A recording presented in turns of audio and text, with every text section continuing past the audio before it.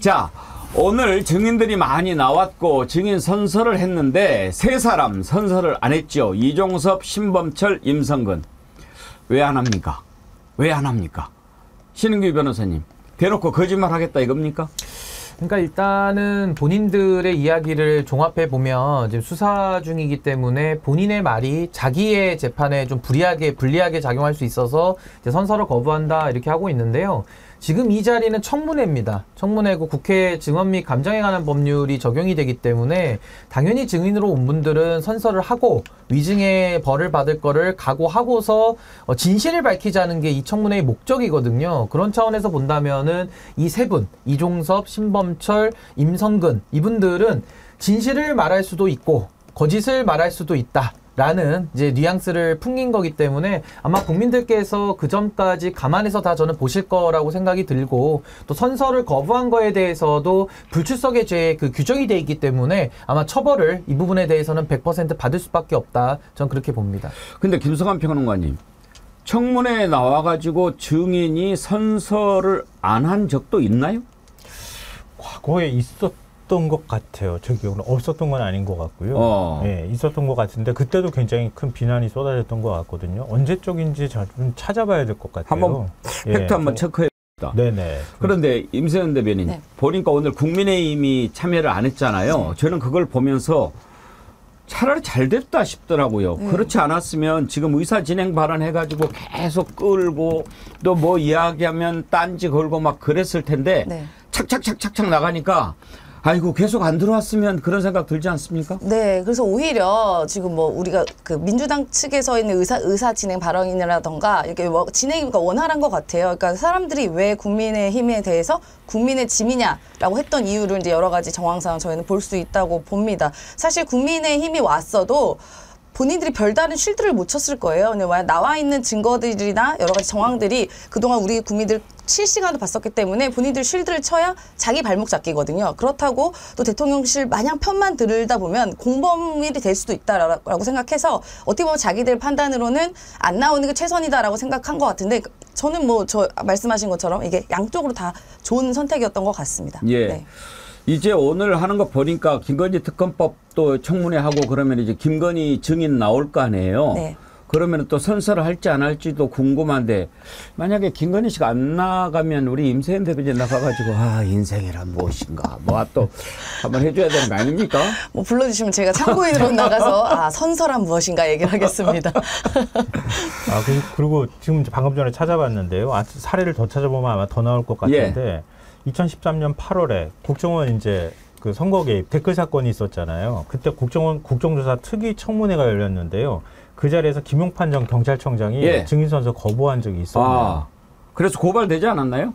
그러니까 아마 그때 나중에 기소까지 됐었던 사람은 뭐 그러고 난 다음에도 뭐 국회의원까지 항도했었는데요. 그러니까 이렇게 중요한 이 자리 이것도 국기문란 사건이잖아요, 거의. 그런데도 불구하고 이런 자리 나와서도 증인 선서를 거부하는 일도 있긴 그랬군요. 있었습니다. 국정원 댓글 의혹 사건 때. 이향님, 선서 거부가 어찌 그리 똑같은지 나름 똘똘 뭉쳐 작정하고 왔나 봅니다. 거짓을 위한 결의와 자신감이 넘쳐 보입니다. 기가 차서. 부평 속셈님, 범인 셀프 인정. 김은숙님, 죄지었으니 선서를 못하지. 이미리네님, 거부한 자가 범인이다. 난 이거 보면서 이런 거겠죠. 제대로 사실을 말할 수 없는데 증인 선서를 해놓고 위증을 하면 위증죄로 처벌을 받으니 나는 선서 안 할래. 그러면 벌 안 받으니까. 야, 이렇게 어리석은 일이 어디 있습니까? 참 이런 심리는 어떻게 봐야 되나요? 근데 이제 저 세 분에 대해서 이제 나름대로 그 머리를 쓰고 나온 것 같아요. 그래서 아무래도 위증죄보다는 이 증언을 선서를 거부했을 때 형량이 좀 적으니까 이 방법을 택하겠다라고 하는데 매우 궁색하고 딱합니다.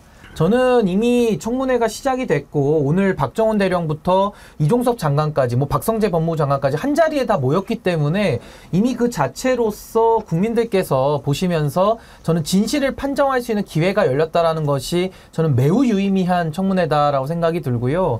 이 증언 선서를 거부한 이 세 분에 대해서는 이미 진상규명은 끝난 거 아닙니까?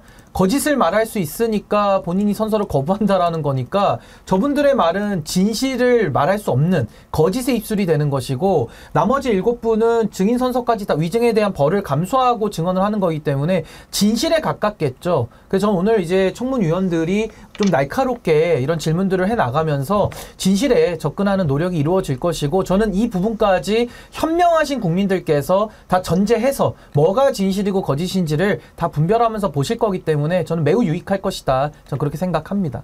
오늘 증인 선서 거부한 자가 3사람입니다. 이종섭, 신범철, 임성근. 그 입에서 무슨 말이 나올까 궁금했는데 말은 하겠죠. 그런데 선서 안 했다. 그러면 거짓말을 해도 벌을 안 받을 수 있을까요? 오산이고 착각이고 오판입니다. 먼저 이종섭부터 왜 증인 선서 거부했는지 그 이유 한번 들어볼까요? 먼저 증인은 현재 공수처에 고발되어서 피고발의 신분으로 되어 있습니다. 특검 법안의 수사 대상에도 그 고발 내용이 포함되어 있습니다. 국회 증언 및 감정법 제3조 그리고 형사소송법 제148조에 근거해서 법률상 보장된 근거에 따라서 증인 선서를 거부하였습니다. 현재 수사 중인 고발 사건과 관련하여 특검을 포함한 수사기관의 그릇된 사실관계 및 법리 판단으로 공소제기 당할 위험성이 남아있는 상황이기 때문에 증언 거부권까지 있으나 이 사건이 결코 형사적 이슈가 될 수 없다고 확신하기에 국민적 의혹을 해소하기 위해서 증언에 대해서는 적극적이고 진실되게 임하겠습니다. 이상입니다. 참 부끄러운 줄 알아야죠. 신범철은 뭐라고 얘기했는지 한번 들어보시면 써준 사람이 똑같나? 이렇게 생각하실 수 있어요. 한번 들어보시겠습니까? 예, 본인도 현재 공수처에 고발되어 수사를 받고 있는 피고발인 신분으로 특검법안의 수사대상에서도 그 고발 내용이 포함되어 있습니다. 그래서 법률상 증인 선서 및 증언을 거부할 수 있는 권리가 있다고 봅니다. 말씀하신 국회에서의 증언 감정에 관한 법률 제3조 1항에 따라 오늘 이 청문회에서 발언이 불리하게 작용될 수 있는 바 이런 관점에서 저희가 선서는 하지 않고 필요한 상황에 대해서 증언을 하도록 하겠습니다. 답안지를 딱 누가 써줬는지 궁금한데요. 저는 저걸 보면서 참 하나님이 우리나라를 지켜주셨구나. 저런 자가 국방부 장관 차관이라고 해가지고 우리나라를 지금 2년 가까이 지켜왔다는 거 아닙니까? 그런데도 참 우리나라가 버텼다는 거 참 놀랍지 않습니까? 오늘 선서 거부한 자가 3명이죠. 임성근은 뭐라고 얘기했는지 이것도 피고발인 나올 겁니다. 보나마나 들어보시죠. 예, 저는 증언은 하되 증인 선서는 거부합니다. 현재 증인은 경북경찰청 공수처에 고발되어서 수사를 받고 있는 피고발인 신분으로 특검 법안의 수사 대상에도 그 고발 내용이 포함되어 있어서 법률상 증인 선서를 거부할 수 있는 권리가 있습니다.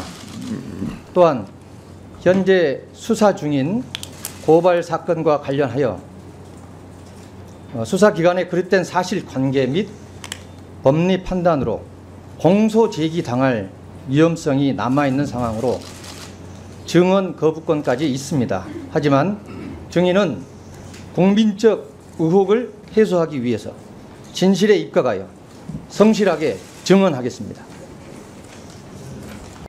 그러니까 저 말이 얼마나 모순이냐면요. 나 셋이 말이 똑같지 않습니까? 어디 뭐 같은 사람이 써준 것 같고 그냥 적은 대로 읽는 거죠. 근데 진실을 말하겠다라고 지금 말을 하고 있잖아요. 근데 위증의 벌 때문에 선서는 못한다. 이 자체가 모순이거든요. 아니, 진실을 말하는데 그럼 왜 위증죄가 겁이 납니까? 그러니까 진실을 말하지 않을 가능성도 있으니까 전 위증죄가 겁이 나서 선서 못합니다. 이렇게 말을 해야 논리 일관적인데 진실은 말하겠으나 선서를 할 수 없다. 그 자체가 모순 진술이다. 그러니까 거짓말쟁이라는 자기 고백입니다. 오늘 신인규 변호사님이 좀 바쁘실 것 같은데 제가 여쭤볼 게 많아요. 증언을 거부할 수 있는 경우가 두 가지 있더라고요. 형사소송법의 제 148조, 149조. 근데 이제 148조는 근친자의 형사책임과 증언 거부. 그러니까 친족이거나 친족이었던 사람, 법정 대리이거나 후견 감독인, 이거 하나에 해당하는 자가 형사소추 또는 공소제기를 당하거나 유죄 판결을 받을 사실이 드러날 염려가 있는 증언을 거부할 수 있다. 이렇게 돼 있더라고요. 여기에 해당한다고 봐야 됩니까? 근데 이제 법문에는 누구든지 자기나 다음 각호의 어느 하나에 해당하는 자라고 돼 있기 때문에 예. 뭐 불리하게 작용할 걸 염려해서 증언을 거부할 수는 있다고 저는 봐요. 그건 이제 형사소송법에 나온 본인의 방어권의 일종이고 뭐 극단적으로는 뭐 묵비권을 쓰기도 하죠. 그래서 이제 그 정도는 저는 뭐 피고발인이나 고발을 당했을 때 이제 자주 나오는 이야기고 뭐 위증죄에 있어서도 증언을 거부할 수 있는 권리 자체는 있는 건 맞는데 지금 이 자리에 나와서 본인 스스로 그 얘기를 하면서 거부하겠다라는 것은 내 말이 거짓일 수도 있다라는 본인의 자기 고백이 그 안에 내재되어 있기 때문에 저는 뭐 권리인 거는 인정하지만은 그 말을 국민들 앞에 나와서 모순 진술을 하는 것 자체가 저는 본인이 거짓말을 하고 있다라는 자기 고백 아닌가라는 생각이 좀 듭니다. 그러니까 김성환 평론가님, 자기나 이 다음 각호에 해당하는 자라고 돼 있는데 유죄 판결을 받을 사실이 드러날 염려가 있는 증언이라고 그랬잖아요. 그러면 자신이 유죄 판결을 받을 것 같다라고 생각하는 거 아닙니까? 지금? 찔린다는 얘기죠. 그렇죠. 찔리는 거죠. 그러니까 진실을 고백한다고 하면은 그거에 대해서 본인이 억울함을 얘기할 거면 얘기를 하면 되는 거죠. 근데 그걸 얘기를 했을 때 나와 관련되어 있는 내 재판에서 아니면 나의 어떤 형사 소추를 당하는 과정에서 나한테 불리하게 작용할 수 있다고 하는 얘기는 내가 얘기함으로써 인해서 솔직히 고백하면 그게 나한테 불리하게 작용하는 겁니다. 이렇게 고백하는 거나 다름이 없는 거죠. 그러니까 저 얘기는 말도 안 되는 거라고 보고요. 그러니까 특히 임성근 전 사단장은 예전에도 뭐 제가 지적한 적이 있었지만 현직 군인 아닙니까? 그리고 현직 군인이고 자기가 지금까지 뭐 떳떳하다고 얘기했던 사람 아닙니까? 그리고 최상병과 관련해서 이번 사건에 대해서 아니 사병들, 장병들, 병사들은 국가가 군말 없이 죽으라고 하면 죽어야 되는 존재라고 얘기를 했던 사람 아니에요? 근데 뭐가 두려워서 증인 선서를 거부합니까? 그게 군인 정신에 맞습니까?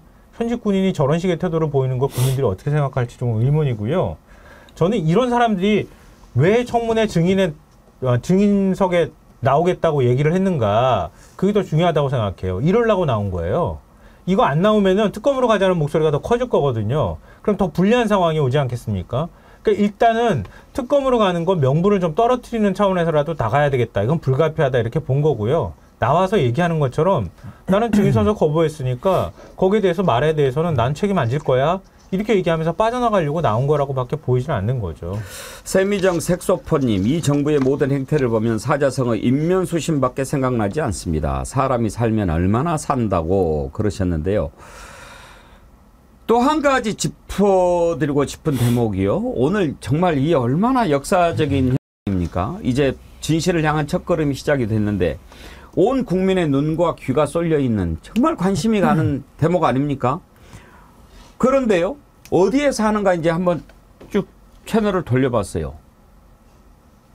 하는 데가 없어요. MBC, JTBC 두 군데만 지금 생중계로 이 청문회를 보여주고 있고 24시간 채널이라고 하는 데들도 다 지금 다른 걸 하고 있어요. 그거 뭐하러 24시간 그거를 그따위 방송을 뭐하러 합니까? 아니 임세현 대변인 네. 보셨죠? 네. 우리 아까 어디가 보자 하는데 딱 두 군데 하고 있어요. 그러니까 설마 했습니다. 그래도 보도 채널, 24시간 보도 채널은 이 중요한 사건에 대해서 적어도 그 중계 24시간 아까 모든 사안 중계 안 하더라도 초반부터 여러 가지 이 사항에 대해서는 중계를 해야 되는 게 맞거든요. 근데 지금 우리가 말하는 소위 말하는 보도 채널 중에서 이제 일반은 MBC랑 JTBC 말고는 전혀 하고 있지 않고 오히려 유튜브에서 이제 중계를 하고 있는데요. 저는 그래서 이 생중계에 대해서 다시 한번 또 느꼈던 게 뭐냐면 지금 저 세 사람의 태도. 말을 맞춘 듯 똑같죠. 그럴 거면 셋이 왜 합니까? 그냥 이하 동문 해버리면 되죠. 시간 낭비하게. 그 왜 그러냐면 어차피 국민들이 관심이 많고 생중계로 중계되고 있고 다 지켜보고 있다는 거 알아요. 저들도. 그런데 뻔뻔하게 여기서 선서를 안 하겠다라고 하는 것은 전 그 밑반 저변에는 야 니들이 어쩔 건데 내 뒤에 대통령 있어. 검찰 있어. 저는 그렇게밖에 읽히지 않습니다. 그러니까 그 법 위의 초법적인 권력이라 보고 국민의 관심과 이런 분노에 대해서 전혀 아직도 반성의 김이 없고 나는 잘났고 니들이 어쩔 건데라는 태도라고 보여지고요. 그래서 또 하나 느낀 것은 이런 청문회에서는 당연히 그러니까 선서가 기본이 돼야 된다. 왜냐하면 진실을 밝히기 위한 건데 여기서 선서 안 하고 거짓말 할게요. 나 거짓말하러 왔어요. 위증하기 싫어서 라고 이렇게 뻔뻔하게 대놓고 하는 것에 대해서 우리는 이제부터는 방어를 해야 된다고 봅니다. 그래서 앞으로 뭐 야당에서도 한번 고려를 해야 될 것이 청문회에서 증인 선서를 반드시 해야 된다는 입법 조항을 만들었으면 좋겠다라는 생각도 추가로 들었습니다. 근데 여기 이제 좀 재밌는 장면은 뭐냐면요. 저는 이 세 분이 증언 거부를 할 수 있는 뭐 본인이 하면 하는 거니까 그거에 대해서 전 존중은 할 수 있겠는데 거짓을 말할 가능성을 이제 본인 스스로 인정했다라는 이제 모순이 있는 거고 또 하나는 저기 뭐 고발돼 있는 사람이 한두 명입니까? 다 재판받고 있는 사람들 지금 모여 있는 거거든요. 근데 그 중에서도 유독 이 3인방 이종섭, 신범철, 임성근 이 세 분만 증언 선서를 거부한다라는 것은 다른 분들과의 이런 형평에 있어서도 본인들이 더 지금 거짓말을 많이 하고 있다라는 더 자기 고백 아닌가 그런 좀 상대평가도 가능할 거다. 저 그렇게 생각합니다. 지우아빠 헬리님이요. 언론 정말 쓰레기 같은 언론사들 많네요. KBS, SBS 그리고 종편과 항상 청문회 할 때마다 생방송 중계했던 YTN 연합뉴스에서도 볼 수 없습니다. MBC, JTBC만 언론인가 봅니다. 그렇게 한탄하셨고 이은주님. 그래요. 청문회 중계하는 언론사와 중계하지 않는 언론사를 기준으로 워치독과 랩독을 구별하면 답이 될 것 같습니다. 그렇죠? 예. 그래놓고 애완견이라고 그러면 발끈합니까? 이런. 지금 평소에 비해서 동시 접속자 수가 상당히 적습니다. 예, 이해합니다. 관심 가는 청문회니까요. 그거 보시는 거 이해하는데요. 다만 지금 우리 동시 접속해 계신 분이 5,500분 넘으신데 찐 정어리들이라고 생각하십니다. 그러면 지금 5,500분이라도 빨리 좋아요 눌러주세요. 지금 좋아요는 2,000명이 안 되거든요. 좋아요 눌러주시고 찐 정어리 딱 확인 한번 해 주십시오. 우리라도 한번 확실하게 가봅시다. 지금 세 사람 왜 증인선서 거부했는가? 근데요, 증인선서 거부할 거를 이미 다 알았더라고요. 정청래 법사위원장이 시작할 때 너네들 선서 거부하면 어떻게 되는지 알려줄게 친절하게 설명을 했습니다. 한번 들어보시죠. 이종섭 증인, 제가 아까 안내 말씀드리는 과정에서 이렇게 말씀드렸습니다. 증언을 거부할 수 있는 형사소송법 제148조, 149조밖에 없는데 거기는 본인이 잘못 발언할 경우 본인이 혹시 죄를 받을까 봐 우려스러워서 거부하는 경우인데 그것은 본인한테 불리할 수도 있습니다. 국민 이미지상. 그래서 그럼에도 불구하고 거부 이유를 밝혀주셨기 때문에 그것과 관계없이 국회에서는 증언감정법에 따라 법에 저촉된다면 고발 조치하겠다는 말씀 드립니다. 왜 증언을 하는데 선서를 안 한다고 할까? 본인이 거짓말을 했을 때 위증죄로 처벌받는 것이 두려워서 그런 것도 있지만 저는 이것 때문이라고 봅니다. 사실 우리가 지금 이건 어떤 과정입니까?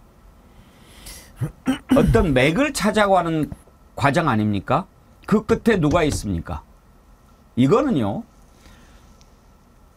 주범을 찾아가는 과정입니다. 주범. 지금 이제 공범 하수인들 상대로 청문회 하고 있는데 어떤 놈의 범인인지 국민들이 다 안단 말이에요.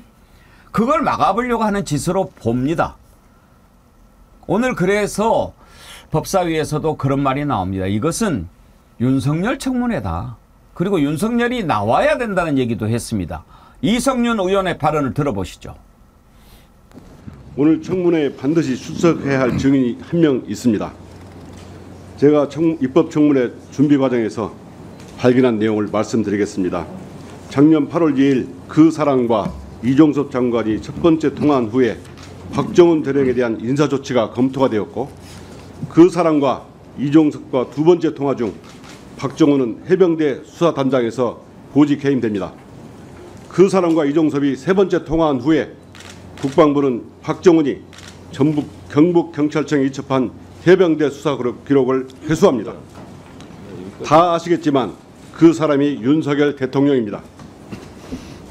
작년 8월 2일 그 사람 때문에 모든 게 뒤집혀버립니다. 윤석열 대통령이 이 청문회에 출석해야 하는 이유입니다. 비록 정인 의결 과정에서 빠져버렸지만 역사의 기록을 남기기 위해서 의사진행 발언을 합니다. 감사합니다.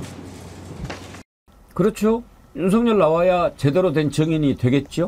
당연하죠. 그러니까 저는 이 최혜병 특검법이 전 윤석열 특검법이다라고 이름을 바꿔 불러야 된다라고 진짜 생각을 그렇게 말씀하셨잖아요. 이미 기존에 했었고요. 뭐 윤석열 대통령이 지금 꼼꼼하게 단계별로 다 하나하나 전화를 넣은 것까지 지금 다 보도되고 있지 않습니까? 그러니까 이 수사 외압이라는 것이 두 가지로 나타난 거죠. 박정훈 대령에 대한 해임, 하나는 기록 회수. 근데 이 기록 회수 같은 경우에는 회수의 근거 조항도 없는데 그냥 대통령이 갖다 시킨 거거든요. 그러니까 이런 거에 대해서 진실이 밝혀지기 위해서는 윤석열 대통령의 출석이 반드시 필요하다는 거고, 제가 이 법률 조항만 좀 설명드리면은 국회에서의 증언감정에 관한 법률이 있는데, 여기 불출석 등의 죄에는요, 아까 선서를 거부한 사람들은 3년 이하의 징역이고요, 위증을 했을 때는 1년 이상 10년 이하의 징역이거든요. 그러니까 징역의 양을 좀 줄이기 위해서 저 세 분이 좀 머리를 나름대로 쓴 것이다. 그 부분만 좀 설명을 드립니다. 근데요, 김성환 평론가님, 얼마 안 남았어요. 얼마 안 남았어요. 지금 저 윤모 청문회에 나와가지고 추궁당하고 법의 심판대에 쓸 날 얼마 안 남았다고 생각합니다. 한강 철교도 씹어먹을 정도로 대단했던 전두환, 노태우 다 서 있었잖아요. 네? 맞습니다. 맞습니다. 이거 거부한다 그래가지고 안 밝혀질 거 아니고요. 전 다 밝혀질 거라고 생각하고요. 이거 임기 내내 막 가로막는다고 해서 임기 끝나고 나면 괜찮겠습니까? 지가 전두환이보다 더 셉니까? 전두환이 한강철교도 씹어먹을 사람 아니었습니까? 전두환도 청문회 나와서 거부했더라고요. 제가 방금 전에 그랬어요? 찾았는데. 그래갖고 어떻게 됐어요, 나중에? 너무 그렇죠. 결과적으로 예. 그렇게 된 거잖아요. 굉장히 비참한 최후를 맞았다 이렇게 해도 과언이 아닌데요. 그럼 그 전두환 때 혹시 그 노무현 대통령이 막 항의하면서 손가락질하고 전두환한테 예. 항의하는 그게 그 청문회 때 나온 그때군요. 거예요. 그때 청문회 때 나왔는데 막 입장문만 딱 읽고 그냥 바로 퇴장하려고 한 거예요. 그때 전두환이가 선서를 안 했으면 전두환이 그때 진실을 얘기했습니까? 아니요, 아예 안 해가지고 했죠. 노무현 의원이 그렇게 했던 거 아닙니까? 준비된 발표만 읽고 제대로 대답 안 하다가 자기가 그냥 가버리려고 했던 거예요. 그래서 노무현 대통령이 막 거세게 항의하는 게 그 역사적으로 유명한 장면입니다. 그러니까 이랬던 사람들이 결과가 어땠습니까? 윤석열 대통령 지금 막는다고 해가지고 자기 책임 없어지는 거 아니거든요. 퇴임 후에 윤석열 대통령, 김건희 여사, 그 장모부터 시작해서 다시 책임을 물을 거라고 생각해요. 이거 지금 잠깐 자기가 권력 잡고 있으니까 이 책임에서 비껴갈 거라고 착각하는 모양인데 절대 국민들은 그렇게 두지 않을 거라고 저는 생각합니다. 임세은 대변인 보시기에 전두환하고 윤석열하고 누가 더 센 것 같아요? 둘 다 사실 좀 저는 누가 세다고 생각하지 않아요. 사실 윤석열 대통령은 깡다고요? 뭐 둘 다 깡 없어 보이고 사실 윤석열 대통령 어떻게 보면 좀 쫄보처럼 보이기도 합니다. 얼마나 자신이 없으면 밑에 사람 시켜다가 뒤에 숨고 부하 뒤에 숨고 맨날 본인은 아니다라고 얘기하고 다 아래 사람한테 책임 전가하지 않습니까? 그야말로 진짜 심각한 쫄보죠. 제대로 된 책임을 갖고 있는 권한과 그 권력을 갖고 있는 윗사람, 그러니까 예를 들면 리더라면 절대로 저런 행동 못합니다. 하다못해 그 어린아이들 세계에서도 1학년, 2학년, 3학년 이렇게 놀잖아요, 아이들도. 그러면은 거기서도 자기들끼리 뭐 큰 애가 뭐 리더를 갖고 해서 놀다가 시끄럽다 떠들다 어른다 혼나면 뭐 제가 시켰어요라고 말을 합니다. 그러니까 어린아이들 수준보다도 훨씬 덜 떨어진 수준을 갖고 있는 게 이 나라 대통령이 이게 우리의 불행이라고 저는 생각이 듭니다. 그래서 우리 국민들은 현명하시기 때문에 이 불행한 일들을 절대로 좌시하지 않을 것이고, 저는 이번에 최혜병 이 사건의 뭐 지금의 청문회를 비롯해서 이제 특검이 진행이 된다면 낱낱이 밝혀질 것이고, 이 윤석열 정권은 본인이 던진 폭탄을 자기가 지금 다시 되맞을 일이 전 올 날이 머지 않았다. 그리고 그 말로는 매우 불행할 거다 생각합니다. 그리고 저는 오늘 이 청문회가 시작점이 된다고 저는 봅니다. 우리 이채 양명주의 가장 이제 어떻게 보면 가장 시급하게 이제 처리해야 될 이런 수사 외압 사건이라서 먼저 하는 건데, 오늘 저는 시작으로 해서 제가 오늘 6월 21일 아닙니까? 약간 예언적으로 좀 한번 말씀을 드려보자면은, 저는 언젠가는요 윤석열 정부 청문회를 한번 하는 날이 올 거라고 저는 확신합니다. 그날에는 윤석열, 김건희, 한동훈이 한자리에 모여서 국민의 대표들인 국회의원들에 의해서 추궁을 당하는 날이 저는 오고야 말 것이다. 그래서 저는 그 자리까지 가야 되기 때문에 오늘 저 자리에 이종섭, 뭐 임성근, 또 박정훈 대령 다 모여 있으니까 뭔가 이렇게 진실이 밝혀질 것 같은 느낌이 들잖아요. 저는 언젠가는 윤석열 정부에 대한 저는 총괄적 청문회, 그 자리에는 윤석열, 김건희 이 부부와 한동훈까지 다 모이는 그날이 저는 반드시 와야만 하고 올 것이다. 저는 그렇게 말씀드립니다. 최은순도 있습니다. 뭐 부를 수 있으면 도중 다 불러야죠. 예. 미델피님 세계 최초 부부 동반 청문회 기대됩니다. 아니 뭐 해외 토픽에는 실리겠지만은 예. 저는 반드시 해야 된다. 왜냐하면 지금 이 사안에 대해서도 뭐 지금 임성근 구명 로비설까지 다 나오고 있잖아요. 이것들을 총체적으로 밝히기 위해서는 이제 김건희 여사까지도 다 불러서 종합적으로 물어볼 날이 올 것이고 뭐 그 자리에서 둘의 진술이 어긋나는 이런 장면도 연출된다면은 상당히 흥미로울 것이다. 서로 뒤집어 씌우면 참 볼만하겠다. 이 사람이 그랬어요. 아니야, 네가 그랬잖아. 어? 근데 질문하는 사람은 추미애 의원이고 이러면 그럴 것 같지 않아요? 네, 그러면 나올 것 같고. 그러니까 지금까지 태도를 봤을 때 아마 이제 이런 청문회가 있다고 그냥 잠시 상상을 해보면 예를 들어 대답은 전부 다 이제 김건희 여사가 하겠죠. 그 다음에 이제 시키는 거 이렇게 말해라고 옆에서 지시하지 않을까. 그렇게 생각합니다. 저하고 역할극 한번 해볼까요? 그러면 추미애 의원한테 혼날 수도 있어요.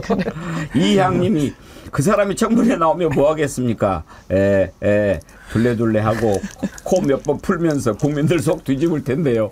한 명은 코 풀고 한 명은 가래뱉고 보기 좋네요.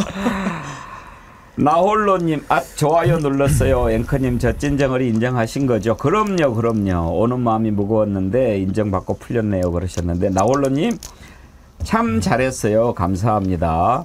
신드련님, 나도 찐정어리인데 선크림 받고 싶어요. 매일 출석 좋아요 구독 중인데요.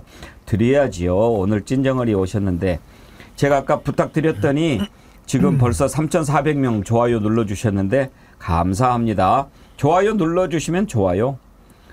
돈마니님, 해설방송이 더 좋아요. 저것들 얼굴 보기도 싫고 그렇기도 하지요.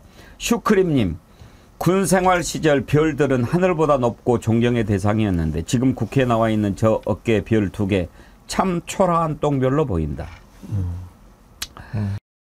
예, 윤석열 청문회가 돼야 된다라고 했는데 박지원 의원도 그 얘기를 했습니다. 한번 들어보시죠. 증인 12분, 제가 그 유명한 박지원입니다.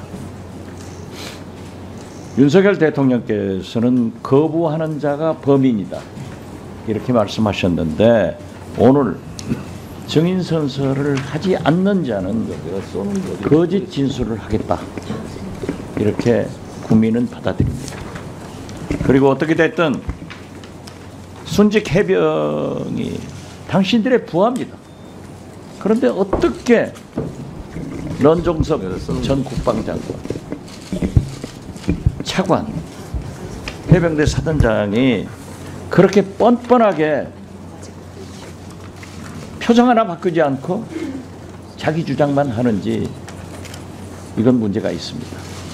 지금 현재까지 전화나 문자는 대통령과 이종섭 장관 등 55명이 36,777건의 내용이 밝혀져야 순직해병의 억울함이 나타나는 겁니다.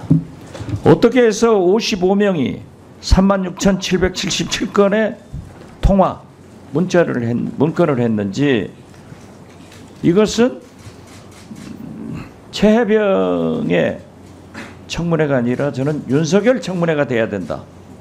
그렇게 생각하면서 다시 한번 국회 정상화에 협력해 주신 박성재 장관께 감사를 표합니다. 예, 방금 이제 36,777 얘기했는데 저 부분은 나중에 3,677건으로 정정했습니다. 그 부분은 설명을 드리고 윤석열 청문회죠. 그 주범 윤석열을 향해 진실을 찾아가는 과정.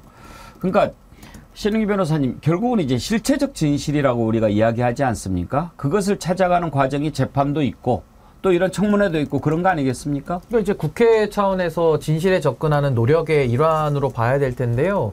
이미 진실의 그림은 거의 다 나왔습니다.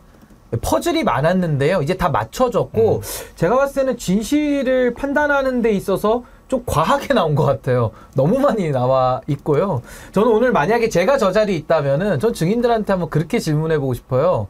신범철 차관 앞에 놓고 언제부터 이렇게 거짓말을 잘하기를 시작했는지를 한번 좀 물어보고 싶습니다. 표정 하나 안 바뀌고 그동안 이종섭 장관도요. 윤석열 대통령하고 이 사안으로 통화했던 적 없다고 국회 나와서 카메라가 찍는데 다 이미 얘기했거든요. 근데 그거 다 거짓말로 드러났거든요. 언제부터 이렇게 거짓말을 잘한 겁니까? 50대부터 잘한 겁니까? 55세 때부터 잘한 겁니까? 이거 정말 물어보고 싶고 저렇게 표정 하나 안 바뀌고 거짓말을 오늘 또 하겠지만은 저는 그 흔들리는 동공 그리고 떨리는 입술 요거를 좀 오늘 의원들이 좀 잡아내고 국민 여러분들께서도 좀 봐주시면 좋을 것 같습니다. 이미 진실은 다 전 나와 있다고 봅니다. 그러니까 우리 이런 청문회 때 나와가지고요. 제대로 증언하지 않거나 거짓말하는 사람들이 유형이 있어요. 내가 직접 지시를 하지 않은 경우에 해당이 되는 사람들은 저런 식의 태도를 보일 수 있거든요. 왜냐하면 대통령이 그러라고 시켰는데 내가 중간에서 무슨 힘이 있어요? 시키는 대로 전 했을 뿐인데 이런 식의 생각들을 할 수 있는 거예요. 그러니까 이제 떳떳한 거예요. 사실은 자기 입장으로 보면 억울한 감정도 있을 수 있겠죠. 근데 그게 대통령이 처벌받는 단계로까지 나아갈 정도가 되면 자기도 중간에서 당연히 처벌받는 거거든요. 그러니까 이해관계가 일치하는 거예요. 그러니까 저렇게 나와서 저 사람들이 저런 식으로 얘기할 수 있는 거다 이렇게 생각하고요. 제가 아까 이런 사람들이 어떤 일을 당할 수 있는지 아까 전두환 말씀하셨잖아요. 전두환 때 노무현 대통령이 어떻게 했는지 궁금해가지고 피디님한테 찾아달라고 부탁드렸어요. 영상을. 근데 지금 이게 되게 좀 짧다고 하는데요. 한번 좀 보여주시면 혹시 어떨까 싶어요. 준비됐나요? 저렇게 될 수 있다는 걸 제가 말씀드리고 없어요. 싶어서 보여줄 수 있나요? 지금 아니, 없어요. 안 준비가 안 지금 됐어요. 없어요? 네. 그때 명패 집어던졌어요. 예. 명패 그랬죠. 맞을 수도 있습니다. 저 사람들. 명패가 아니라 지금 뭐 거의 뭐 작두에서 칼을 맞아도 시원찮을 판이죠. 우리 그 군대 보낸 어머니들 입장에서는. 근데 저들이 저렇게 계속 뻔뻔하게 거짓말을 하는데 뭐 눈 하나 깜짝 안 하지 않습니까? 아까 우리 신윤기 변호사님 너무 좋게 얘기하셨는데 뭐 떨리는 입술, 동공 이거는요. 어느 정도 양심이 있는 사람이 내가 거짓말을 해야 약간 그래도 양심에 찔려서 눈이라도 흔들리고 입술이라도 떨리는데요. 저들은 이제 양심이라는 것은 초에 없고 그럴 마음도 없습니다. 그리고 이제는 본인이 이제 거짓말을 했다고 생각도 안 할 것 같아요. 이제 내가 하는 짓이 다 진실이고 내가 말하는 거짓이 이미 진실로 체화되고 동화되고 이미 입력이 다 된 것 같은 느낌입니다. 그래서 저들은 아마 거짓말 탐지기에도요 안 나올 수도 있어요. 이미 그렇게 입력돼 버려서. 그래서 저는 또 하나 느낀 게 그 임성근 사단장의 이 아까 말한 그 별을 보고 그동안 그러니까 지금까지도 한 달에 한 3명 정도가 군대에서 사망을 한다고 해요. 저희가 알지 못하지만. 그래서 저 별에 얼마나 수많은 그 순직한 병장들의 이런 피가 녹아서 올라가 있는 건가라는 생각에 정말 너무 분통이 터졌습니다. 아니 근데 저는 이제 그 3명에 대해서 선서 거부한 사람들은 저도 뭐 동공 안 흔들릴 것 같아요. 근데 나와서 선서한 다른 증인들 있지 않습니까? 그러니까 예를 들면 유재훈 법무관리관도 아까 나와 있고 뭐 임기훈 국방비서관도 나와 있던데 이런 사람들은 중간에서 좀 눈치 보고 있는 거거든요. 죄수의 딜레마로 더 진실을 은폐할 수도 있지만은 죄수의 딜레마로 서로 이제 진실을 더 부는 쪽으로 갈 수도 있기 때문에 저는 오늘 청문회장에서 그런 분위기 환기가 대전환이 좀 이루어질 수도 있다. 그리고 그렇게 돼야만 하고요. 예. 이미 박정훈 대령 재판에서요. 그 서로 간의 주장이 엇갈리는 게 나오고 있어요. 그러니까 오늘 나와가지고 예를 들어서 중간 이게 보고체계가 이렇게 되는 거잖아요. 오늘 뭐 한국일보도 굉장히 잘 정리했던데요. 이게 딱 요약을 하자면 이렇게 되는 거예요. 윤석열 대통령이 이종섭 장관이든 누구한테 연락을 해요.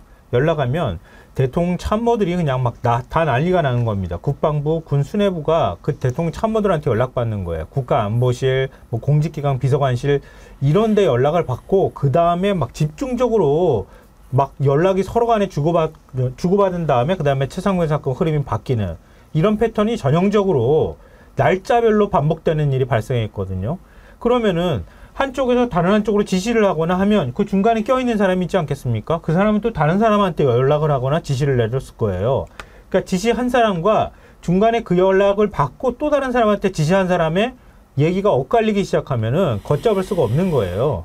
그러니까 오늘 그런 당사자들이 나왔거든요. 그러니까 이 사람들의 증언이 어떻게 엇갈리는지 이걸 좀 보면 이 사람들 중에 누가 거짓말을 하는지 결국 궁극적으로 윤석열 대통령까지 어떻게 타고 올라가야 되는지 우리가 알 수 있을 거라고 봅니다. 근데 저 사람들 중에서 딱 하나 분명한 건요. 박정훈 대령 있지 않습니까? 두 발 벗고 잠은 편안히 주무실 거예요. 제가 볼 때는. 그럼요. 왜 진실을 예. 말하니까 두려울 게 없고 오늘 청문회를 얼마나 손꼽아 기다렸겠습니까? 근데 나머지 지금 9명은 뭐 매우 고뇌와 갈등의 밤을 보내고 있겠죠. 범민이 많을 거라고 예상을 합니다. 제가 지금도 기억하는 게 김정민 변호사께서, 그러니까 박정훈 대령의 변호인, 그런 이야기를 했어요. 진실을 말하면 편하게 잘 수 있다. 진실을 말하면 편하게 잘 수 있다. 반드시 죄는 지은 대로 가는 법입니다. 오늘 증인들이 선서를 거부하고 세 사람이 그렇게 하니까 법사위 간사죠. 민주당의 김승원 의원 의사진행 발언을 하는데 이야기하다가 참 그 복받치는 감정을 참지 못하는 것 같더라고요. 근데 그 심정이 고스란히 전해졌습니다. 같은 마음으로 느꼈거든요. 김승원 의원의 의사진행 발언 한번 들어보시죠. 이 자리 최혜병 유족들이 보고 있고 군대를 보낸 부모와 가족들이 이 자리를 주목하고 있습니다. 최혜병 엄마가 최혜병을 우리 아이라고 부릅니다. 왜 우리 아이 구명조끼도 안 입히고 거기를 그 격려 속에 보냈냐고 울부짖습니다. 군대를 보낸 가족들 집중하고 있습니다. 우리 군대가 정말 나아질까? 근데 공직에 있던 사람들이 공직에 있었던 일을 갖고 자기가 뭐 유죄 판결 그것 때문에 증언을 거부하겠다고요? 형사소송법에 정해진 권리라고요? 여기 의원님들이 국회의원들이 뭘 물을 줄 알고 전체를 다 거부한다는 겁니까? 선서를 하고 본인에게 불리한 사실이 있으면 그때 거부해도 되는 것을 선서는 안 하고 증언하겠다? 처벌 안 받으니까 거짓말 마음대로 할 수 있으니까 그렇게 하겠다? 그게 지금 공직자로서 국민 앞에 할 말입니까? 박정훈 대령 보십시오. 본인 위증의 벌을 각오하고 증언하겠다고 저게 떳떳하게 앉아있지 않습니까? 누가 봐도 누가 진실을 얘기할 각오가 돼 있는지 뭐 하는 겁니까 지금? 박정훈 대령은 집단항명 수괴로 구속까지 당할 위기를 극복하면서도 그 탄압을 받으면서도 지금 위증의 벌을 각오하고 진실을 국민 앞에 최혜병의 형제들 앞에 밝히겠다고 저렇게 앉아있는데 세 명이 뭘 질문할 줄 알고 지금 선서 자체를 안 하겠다는 겁니까? 당신들이 공직자 맞아요? 국민들에게 사실을 구해야 될 공직자 맞냐고요? 국가의 독봉을 받으면서 지금 그게 고위직까지 올라와서 뭐 하는 겁니까 지금?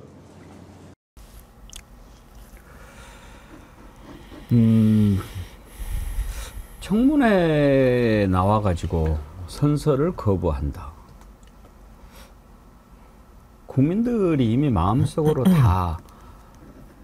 그러니까 저는 이제 그 우리 지나온 역사를 보면은요, 국민들이 어느 때 분노합니까? 잘못했다고 사과하고 고개 숙이고 반성하며 용서해 줄 마음이 돼 있는 우리 국민들입니다. 그런데 네가 그 짓을 했다는 걸 뻔히 다 알고 있는데 그걸 감추려고 하고 속이려고 하고 그럴 때 분노하는 거고요. 나아가서 지금은 그때보다 분노 지수가 더 높은 게 단순히 감추고 피하고 하는 데 있지 않고 오히려 죄진 놈을 상주고 올바른 일을 하려고 하는 자를 벌 주고 이런 짓을 하니까 국민들이 참지 못하는 겁니다.